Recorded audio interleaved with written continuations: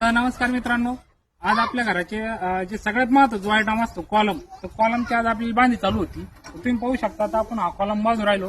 आणि सगळ्यात महत्त्वाचं म्हणजे काय असतं माहिती मित्रांनो, ज्यावेळेस बी आपण नवीन घराचं काम सुरू करतो आणि कॉलम बांधायला घेतो, तर कॉलम बांधताना आहे ना, म्हणजे प्रत्येक कॉलमची वेगवेगळी बांधणी असते. तर ते आपण कशा प्रकारच्या बांधणीची काळजी घेतली पाहिजे, तर आपल्याला राहुल मिस्त्री एकदम सोप्या भाषेत आणि एकदम तुम्हाला समजेल अशा भाषेत सांगणार. तर राहुल मिस्त्री नमस्कार. नमस्कार. राहुल मिस्त्री आपल्या मित्रांना एकदम सोप्या भाषेत सांगून द्या की त्यांनी कॉलम बांधताना कशा प्रकारे काळजी घेतली पाहिजे.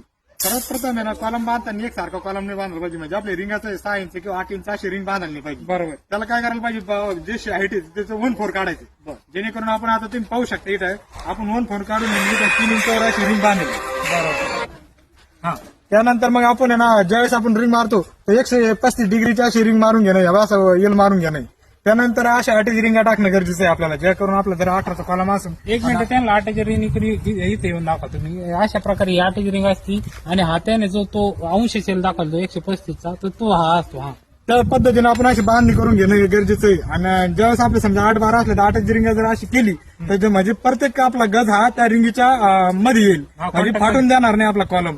आणि आपण जर असे 3-3 इंचावर जर खाली प्रचंड प्रकारे हा फुटिंगवर लोड येणार आहे आपल्याला, तिथे ना कॉलम फाटायची जास्त शक्यता राहते. त्याकरता इथे ना आपण असे 3-3 इंचावर अशा रिंगा बांधायच्या आहे आणि सेंटरला आपण अशा 6-6 इंचावर रिंगा मारायच्या आहे. आणि रिंगा ह्या आहे ना 8 इंचच घेणं गरजेचं आहे आपल्या कॉलमला, कारण भविष्यात आपण वरती बी बांधू शकतो.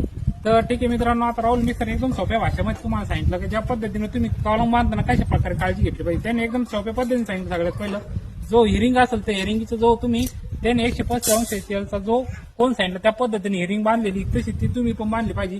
आणि सगळ्यात महत्त्वाचं म्हणजे काय करतो माहिती का मित्रांनो, आपण ज्यावेळेस घर बांधतो ना, तर आपण सरसकट एक तर 7 ते 8 इंचावर आपण डायरेक्ट सरसकट रिंग बांधत असतो. तर राहुल मिस्त्री आपल्या एकदम सोप्या भाषेत सांगितलं, तुम्ही त्या प्रकारे रिंग बांधू नका. तुम्ही याचा 1/4 काढा. 1/4 काढल्यानंतर तुमचा जो खाली राहील तर खाली थोड्या दाट रिंग येतील. त्या दाट रिंग आल्यामुळे काय होईल माहिती का, जेवढा पण आपला वर स्लॅबवरती बोजा येणार आहे ना, तो बोजा आल्यानंतर तो डायरेक्ट इथं ट्रान्सफर होणार आहे आपल्या कॉलमच्या म्हणजे खालच्या साईडला ट्रान्सफर होणार आहे. आणि इथं आल्यानंतर इथं सगळ्यात जास्त बोजा असल्यामुळे इथं फाकण्याची शक्यता असते. त्याच्यामुळे इथं 1/4 मुळे तुम्ही जर दाट घेतल्या तर एकदम तुमच्या घरासाठी एकदम उत्तम राहील. आणि सगळ्यात महत्त्वाचं म्हणजे मजबूतीचा विचार जर केला तर त्याला नो चॅलेंज आहे. 1/4 जर घेतला तर कुठलाच प्रॉब्लेम येणार नाही आपल्या घराला. तर मित्रांनो, तुम्ही अशा प्रकारे माझे नवीन नवीन व्हिडिओ बघत असतात जे घरकामासाठी मी तुम्हाला स्पेशल बनवत असतो. मित्रांनो, तुमचे मित्र असेल, तुमच्या घराचा असेल, तुमचे पाहुणे रावळे कोणी बी असेल, त्यांचं नवीन घराचं काम सुरू असेल तर त्यांच्यापर्यंत तुम्ही हा व्हिडिओ नक्की पोहोचा, जेणेकरून त्यांच्या लक्षात येईल का आपण कॉलम बांधताना कशा प्रकारे बांधलं पाहिजे. आणि सगळ्यात महत्त्वाचं म्हणजे मित्रांनो, तुम्ही मला फॉलो करायला विसरता तर फॉलो करीत चला आणि लाईक करायला विसरू नका मित्रांनो. धन्यवाद मित्रांनो.